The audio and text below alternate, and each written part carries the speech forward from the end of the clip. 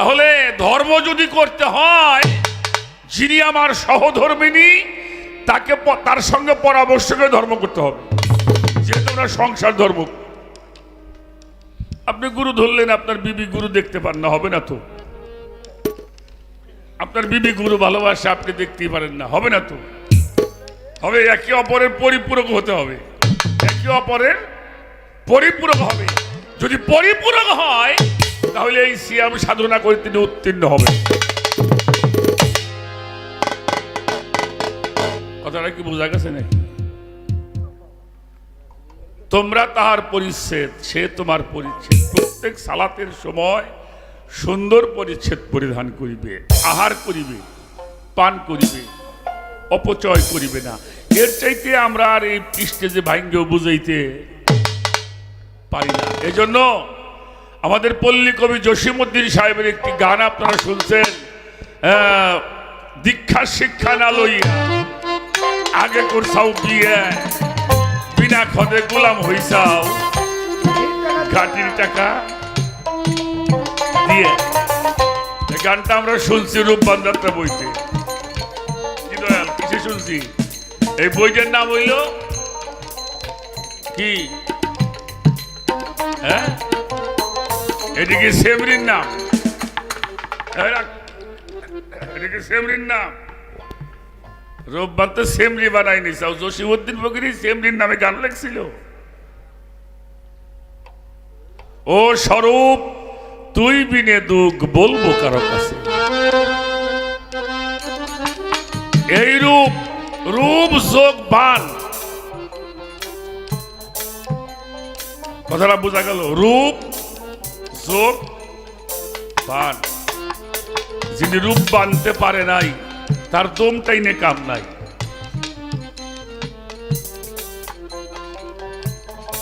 এই রূপটাকে বানতে হবে শরীয়ত সরকার, তারপরে রূপবান যাত্রা নিয়ে খেলা করা লাগবে। ওই যে নিরিক বান ধরে দুই নয়নে, হইল না মন তারে। ভালো একটি জায়গায় কথা।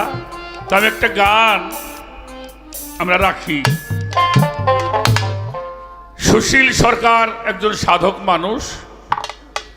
আমি একটি গান করি, বাউল কবি নূর মেহেদি আব্দুর রহমান, সেই সাধকের একটা গান আমি শোনাবো। তার আগে রমেশ ভান্ডারীর নাম শুনছেন না বাবা? নাম শুনছেন? রমেশ চন্দ্র শীল। এই রমেশ চন্দ্র শীলের একটা গানের ছন্দ আমি জানি। শোনো বন্ধুগণ, আগে করো দমের আলাপ। আমার প্রশ্ন করছে গানের মধ্যে, খাওয়ার সময় কতটুকু, হাঁটার সময় কতটুকু, গানের মধ্যে প্রশ্ন আছে না? তো রমেশ চন্দ্র শীল বলতেছে ভজনে 18 আঙ্গুল, ভজনে 18 আঙ্গুল। আপনি যখন বসে সেবা শান্তি করেন তখন দমের গতি থাকে 18, ভিতর বাহির 18। উনি লিখছে ভজনে 18 আঙ্গুল, 24 আঙ্গুল হয় গমনে। তাহলে বাড়লো। নিদ্রায় 64 আঙ্গুল হয়। নিদ্রায় দেখবেন মানুষ ঘুমাইতেছে, একেবারে ঘুম পাড়তে পারছে,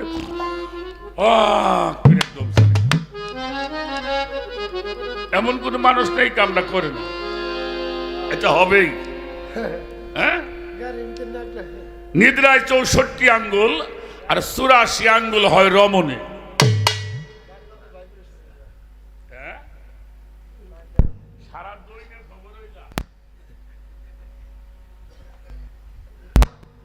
সারা দুনিয়া ঝড় হয়, ভূমিকম্প হয়। তো লিখছে ভজনে 18 আঙ্গুল, 24 আঙ্গুল গোপনে, নিদ্রায় 64 আঙ্গুল হয়, 84 আঙ্গুল হয় রমণে। সেখান থেকে নিজেকে রক্ষা করতে হইলে কতটুকু সাধনার প্রয়োজন, কত তেল পানি খরচ করার দরকার, এটা আমি চাপা দিয়ে কয়ে গেলাম, কিন্তু বাস্তবায়ন করতে বহু সময় লাগে। তা সেখানে একটা গান আমি রাখি, দেখা যাক কি বলা যায়।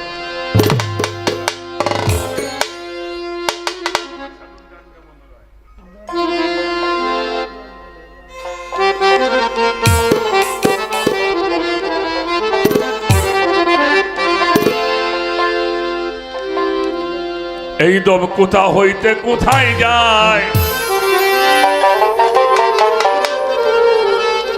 আগে দমের সাধন জানগে মনোরা।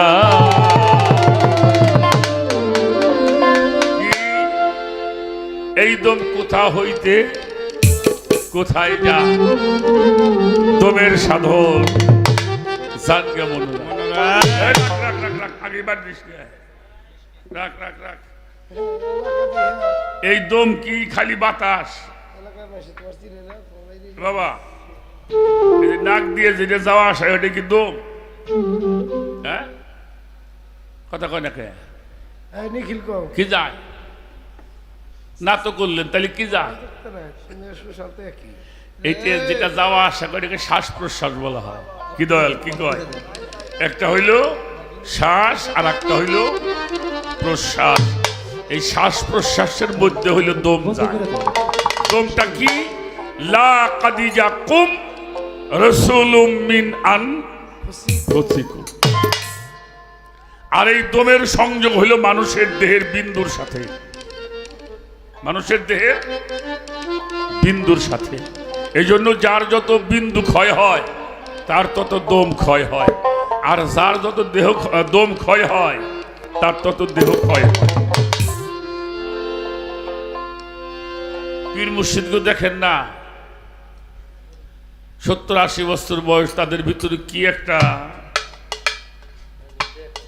আছে নাকি? আছে না? হ্যাঁ, আর সাওয়াল বিয়ে করে এলাম 1 বছর ধরে 6 মাস কালে সাওয়ালি আছে না।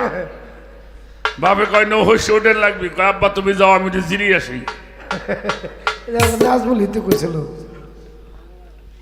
দেখছেন নাকি? তাই এখানে ময় মুরব্বী আছে, আমি দিকার না খুললাম।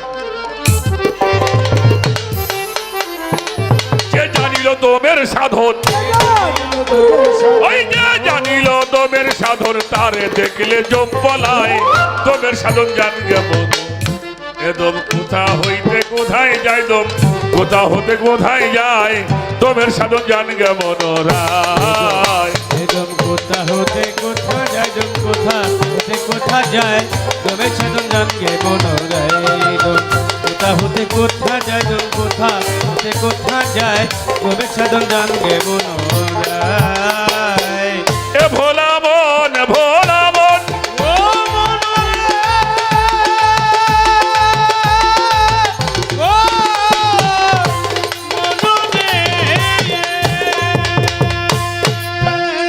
এই যে দিবারাত্র 24 ঘন্টা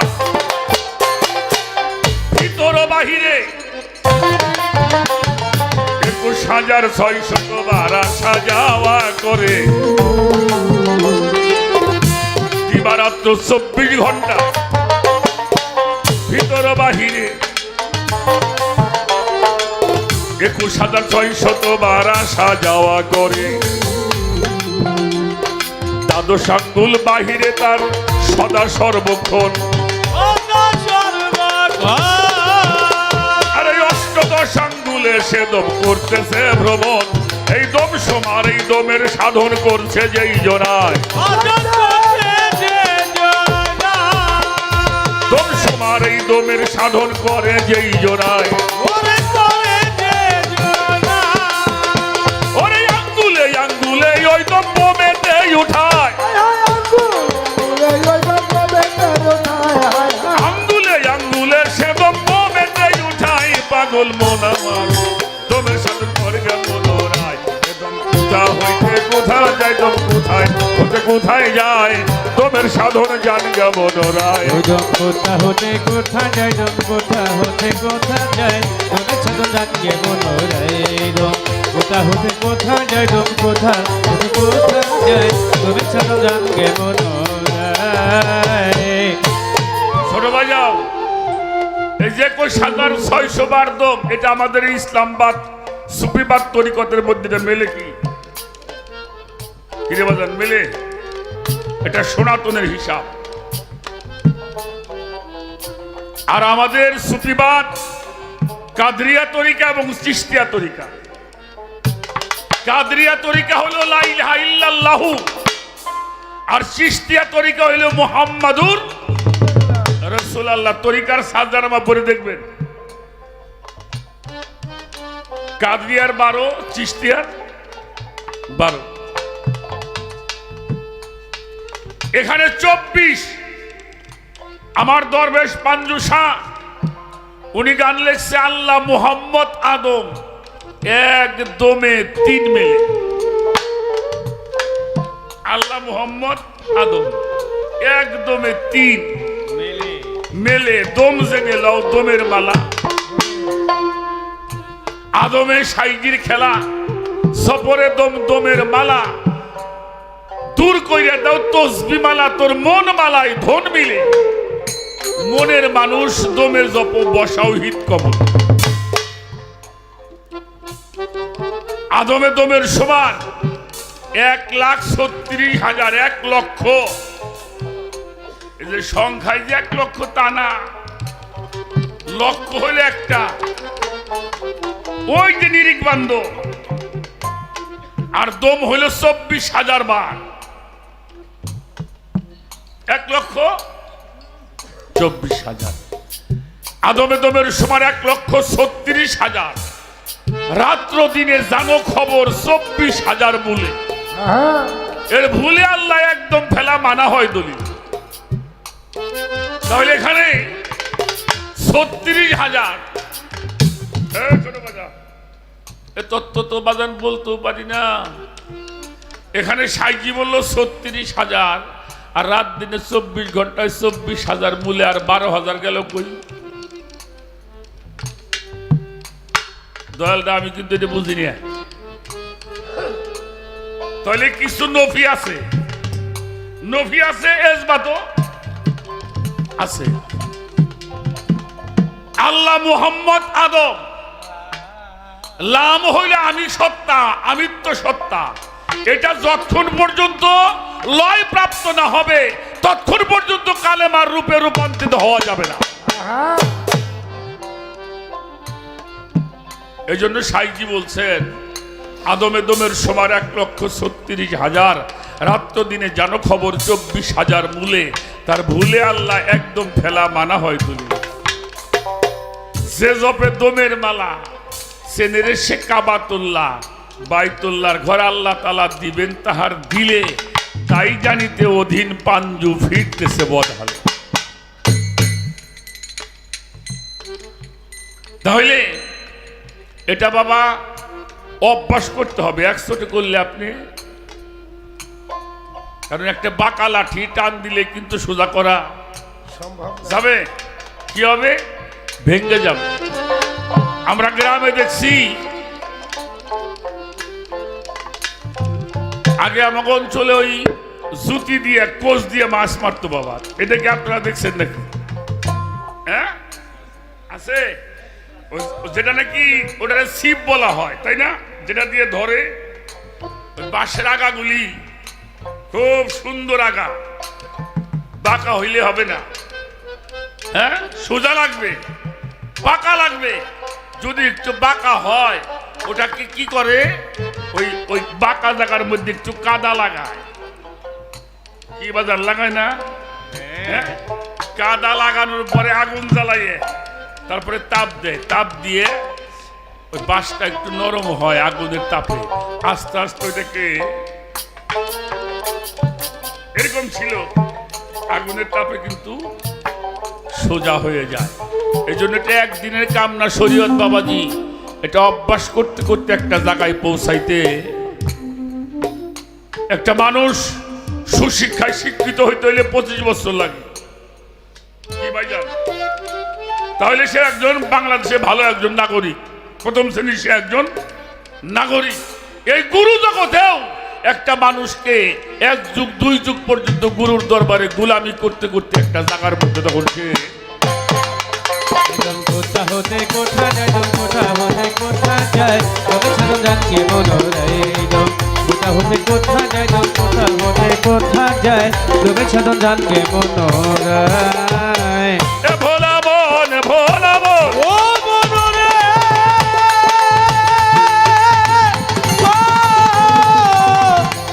বাজানো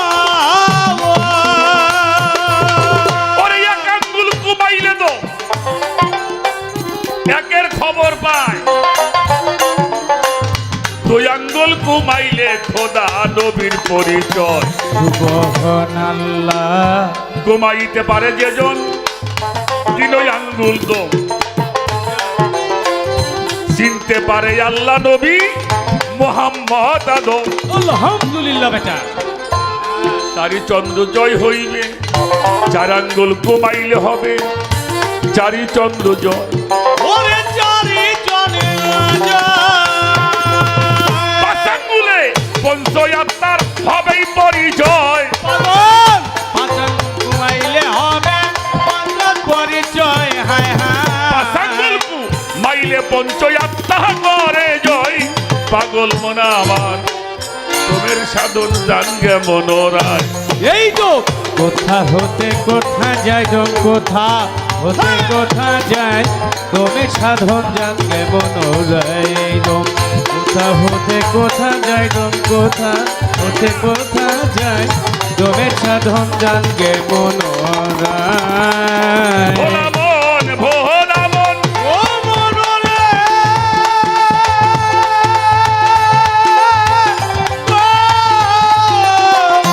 মনোরে ছয় আঙ্গুল কুমাইলে দম, ছয়টা রিপু বশ হবেই তাহার। সাত আঙ্গুল কুমাইলে সপ্ত দরিয়া হয় পার। ভূমি এসে সপ্ত তালা জমিন আর আকাশ। আট আঙ্গুল কুমাইলে কেটে আনে অষ্টপাশ। ওরে বাবা আচ্ছা নবদার রুদ্ধ হবে কুমাইলে নয়। ও বাজন ঘুমাইলেই নয়। নবদার রুদ্ধ হবে কুমাইলে নয়। ও পাগল ঘুমাইলেই দশ নয়। আঙ্গুলে দশ ইন্দ্রিয় হবেই পরাজয়। পাগল দশমূলে দশিন্দ্রিয়র হবে পরাজয় মনা। দশ আঙ্গুলে দশ ইন্দ্রিয় হবে পরাজয়। পাগল মনামা তোমের সাধন করগে মনোরায়। এই তো কোথা হতে কোথা যায় জন, কোথা হতে কোথা যায় তুমি সাধন জানকে মনোরায়। এই দম কোথা হতে কোথা যায় জন, কোথা হতে কোথা যায় তুমি সাধন জানকে মনোরায়। ভোলা মন ভোলা মন ও মনোরে ও মনোরে 11 আঙ্গুল দম, দমের শ্বাস প্রশ্বাসে আসা যাওয়ার খবর সাধক পায় অনায়াসে। সুবহানাল্লাহ। তার হইয়া গিয়াছে হায়াত হায় রে। মৌতের খবর। ইচ্ছা মতো ওই পারে তিনি বান্ধিয়াছে ঘর। তার হইয়া গিয়াছে হায়াত মৌতের খবর। ইচ্ছা মতো ওই পারে তিনি বান্ধিয়াছে ঘর। 12 আঙ্গুল দম যেজন বোমেতে উঠায়। ও বাজার বনেতে উধাই। 12 আঙ্গুল দম যেজন বোমেতে উঠায়। ও বাজার বনেতে উধাই। ওই সাধক বলতে পারে আসা যাওয়ার 3 তারিখ সময়। সাধকে বলতে পারে ওই সময় 3 তারিখ সময় বলতে বাজার। পারে আসা যাওয়ার 3 তারিখ সময়। পাগল মনামা তোমের সাধন করবে মনোরায়। ওই তো কোথা হতে কোথা যায় জন, কোথা হতে কোথা যায় তুমি সাধন থাকতে কোথা হতে কোথায় যায় তো, কোথা হতে কোথায় যায় তোমার সাধন।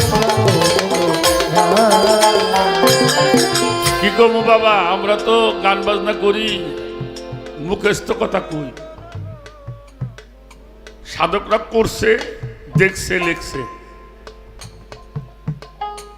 একটা গান শুনতাম আগে, একবার বিদায় দেমা ঘুরে আসি। আসলে একটা গান হাসি হাসি, হ্যাঁ ক্ষুদিরামে হাসি হাসি পড়বো ফাঁসি, দেখবে ভারতবাসী। উনি গানের মধ্যে বলছে কি যেন গানটার ছন্দে আছে, 10 মাস 10 দিন পরে জন্ম নিব মাসির ঘরে। মাসির ঘরে। চিনতে যদি নাহি পারস মা গলায় দেখবি। এটা বললাম হইল ক্ষুদিরামের কথা। সিয়াসত্তা হাদিস পড়বেন, এগুলি বুঝতে মস্তিষ্ক লাগে। আমার রসুল পাক বলেছেন সর্বযুগে সর্বকালে উত্তম শ্রেণীর মধ্যে আমি অবতীর্ণ ছিলাম। সর্বকালে সর্বযুগে উত্তম শ্রেণীর মধ্যে আমি অবতীর্ণ ছিলাম।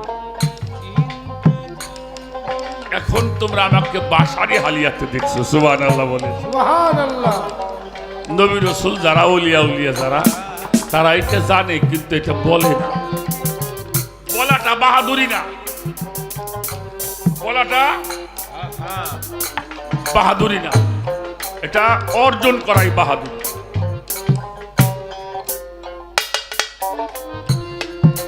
বাবা, আমার একটা দাদা ভাইয়া ছিল, তেওতা মালুসি গ্রাম। এবছর আমার মামা গান করছে আমার সাথে, বন্দর আলী পীর সাহেব।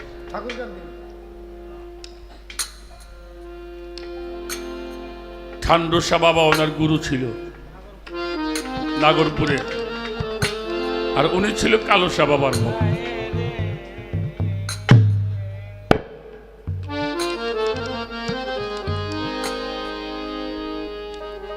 মানুষটার সাথে আমার 25 বছরের, আমার গান জীবনটাই তার ওখান থেকে শুরু। বলতে গেলে তার ওখান থেকে আমি অসীম বাউল, আমাদের রহিম সরকার, প্রায় শিল্পী ওনার ওখানে আমরা অবস্থান করতাম। খুব ভালোবাসত শিল্পীদের। সৈয়দ ঠান্ডুসা বাবা ওনার গুরু ছিলেন।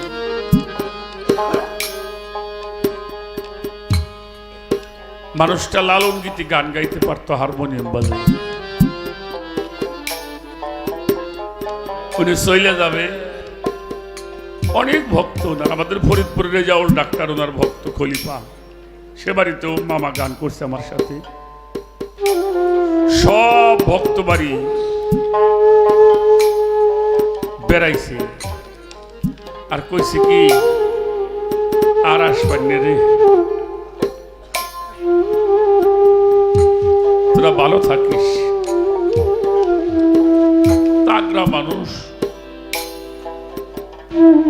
এটা তো মানুষ আমরা কই থেকে আর হয়তো দেখা নাও হইতে,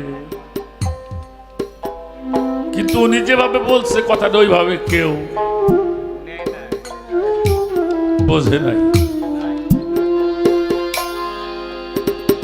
ভক্ত বাড়ি একেবারে এমন কোন ভক্ত নাই সে বাড়িতে এক রাত, 4-5 মাস শুধু ভক্ত বাড়ি দিয়ে বাড়ি এসে 3 দিন ছিল। উনি নাগরপুর চলে আসছে। রাত যখন 11টা বাজে, ওনার ছেলের নাম হইল ঝন্টু, আমাদের মানিকগঞ্জ কোর্টে উকিল, অ্যাডভোকেট, ওই এখন দায়িত্ব আছে। সাওয়ালকে ফোন দিছে, তুমি কোথায়? কইলে আমি তেওতার বাজারে আমার এক ভক্তের ওখানে বসে চা খাইতেছি। কইলে তুমি তাড়াতাড়ি বাড়ি চলে যাও, আমি কিন্তু আর আসবাই না। ছেলে কি মনে করছে দয়াল বাড়ি গেছে, তাহলে আজকে মনে হয় আর উনি আসবো না। জন্টু বোঝে নাই, বাবা আমারে কইলে আমি আর আসবো না, এটা ঝন্টু বোঝে নাই। তো ওনার বুড়োর দরবারে ওনার জন্য একটা ঘর ছিল আলাদা। তো সবাই বলছে ভাই বিছনা সাইরে দিন, আপনি শুয়ে পড়েন। বললেন না, আমি গান গাব। হারমোনিয়াম নিয়ে বইছে গুরু ভাই ওনারা পীরের আওলাদ যারা তারা বসছে, ওই বাড়ির ছেলে মেয়ে যারা ছিল কিছু তরিকার ভাইরাও ছিল, তাদের নিয়ে উনি বসে বসে রাত 4টা পর্যন্ত উনি গান শোনাইছিলেন।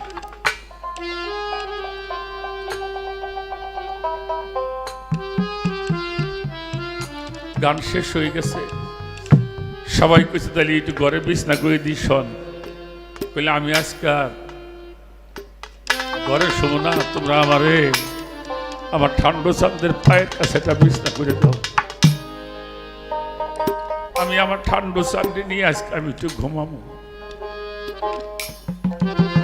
এই যে বলছে আমি ঠান্ডা চাঁদে নিয়ে ঘুমাবো, এই কথাটাও কেউ বোঝে নাই। ঠিক মুর্শিদের কদমের পাশে বিছনা করতেছে, মাজারের সাথে পাউডার লাগাইয়ে আসতে করে সবাইরে বললো আমি কিন্তু ঘুমাইলাম, আমার কেউ ডাক দিও না। এটা চাদর মুড়ে দিয়ে শুইছে বাজার।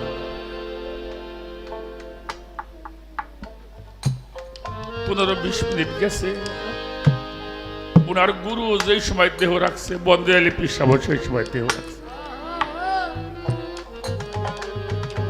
4:30 বাজে একজন দাঁড়াই রয়েছে ওইখানে, তো খেয়াল করে দেখে চাদরটা যেন নড়ে না। একটা মানুষ ঘুমাইলে তার গাওটা তো নড়ে, খেয়াল করে দেখতেছে চাদরটা ধরে না।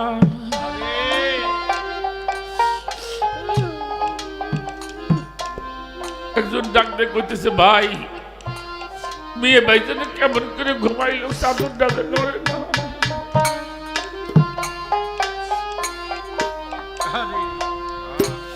সৈয়দ শাহ বাবার আওলাদ এসে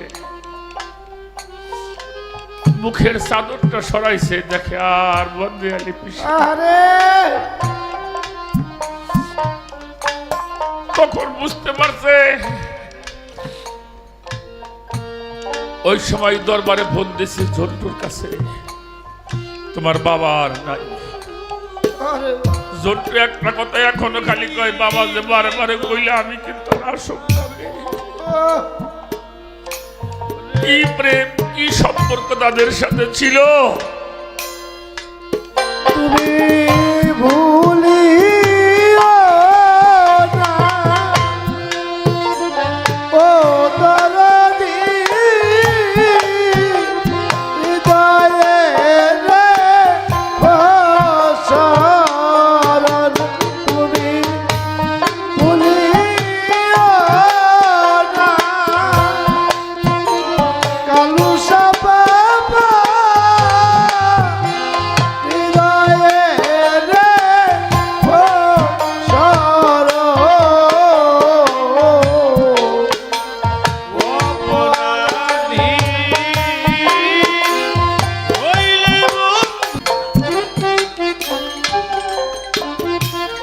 গুরু বিনে বন্ধু নাই রে, অপারের কান্ডারি গুরু ভব পারের কর্ম। তার সাথে যার যোগাযোগ হয়েছে, তার সাথে তার মাখামাখি হয়েছে, তাদের দেহ থাকে 2টা, আত্মা থাকে একটা।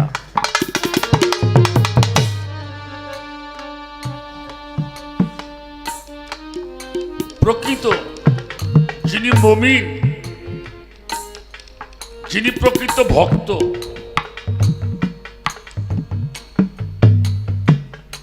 সেই মুমিন বা ভক্ত প্রকৃত ভক্তের কাছে আজরাইল আসবে, কিন্তু তার মুর্শিদ রূপ ধরে।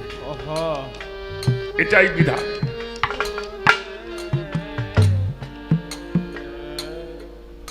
এটাই এই যোগাযোগ যাদের স্থাপন হয়েছে তারা তাদের ভাবেই যায়, কিন্তু মানুষ সে বুঝতে দেয় না। এই জন্য জাহিরি করার নাম অলিত্ব না, জাহিরি করার নাম অলিত্ব না। আমার কাকা ছিল চানমিয়া বয়াতি ভাঙ্গা। উনি কোন একটা মাহফিলে উনি একটু চ্যালেঞ্জ করেছিলেন। তো উনি বলছিল আমি যদি আমার গুরুকে ডাকি আমার গুরু আসবে। এটা ঘটনা ঘটছিল আমাদের ফরিদপুর। ঠিকই ওনার মুর্শেদ হাজির হয়েছিলেন, বলছিল চান মিয়া পরের জন্য পরে কাল খোয়ানো ভালো না, পরের জন্য পরকাল খোয়ানো, অলিত্ব দেখানো, কেরামতি দেখানো, এটা আল্লাহর ওলিগের কাম না।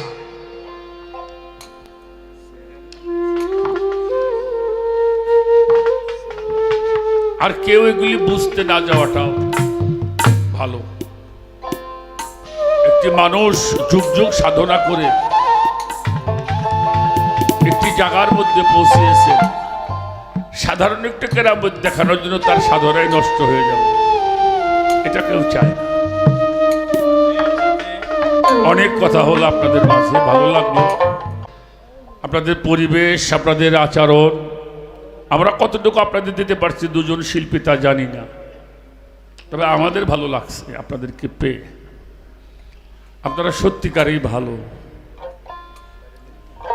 এই ভালো মানুষের ভালোবাসা যেন হৃদয়ের মধ্যে থাকে, আর যদি ভালোবাসা থাকে তাহলে হাসরেও একসাথেই থাকা হবে। এ দেখাই শেষ দেখা, কারণ আপনি যার সাথে মনে প্রাণে মোহব্বত রাখবেন তার সাথে আপনার হাসর নাসর, এটাই পবিত্র কোরআনের বিধান। যার সাথে যার মোহব্বত থাকবে, এটা রসুল পাক তার জবানে কোরআন থেকে আমাদেরকে জানিয়েছেন। এই জন্য মোহব্বত এমনই একটি জিনিস, সেটা যদি একবার প্রতিষ্ঠিত হয়, ভালো জায়গায় থাকার মন্দ জায়গায় থাকে, এক জায়গায় থাকবে। কথাটা বুঝতে পারছেন? যেখানেই থাকে। আর আমার কথা হইলে আমার ভালোবাসার মানুষগুলি যদি যত যে যাই মন নাই তাই কুক, কতজনে কয় আমরা জাহান নামে যাবো, গেলাম, এই মানুষগুলি থাকলেই হয়। কি বাজান? এই মানুষগুলি যদি থাকে তাহলে ওটারে জান্নাত বানাই দেব আল্লাহর দোয়ায়। কারণ সৎ মানুষের বসস্থান যেখানে, সেখানেই জান্নাতের বাগিচা হয়। সুবহানাল্লাহ। এই জন্য ওলি আল্লাহদের মাজার হয়ে যায়, জিয়ারত করতে করতে একসময় মাজারে পরিণত হয়, মানুষ সেখানে জান্নাতে শান্তি লাভ করে থাকে। আমরা যেন সে জায়গায় থাকতে পারি। আমি আমার মন থেকে আর একটা গান শোনাবো, যদি সময় থাকে। আমার সাথে শিল্পী যদি সময় পায় দু একটা গান শোনাবার।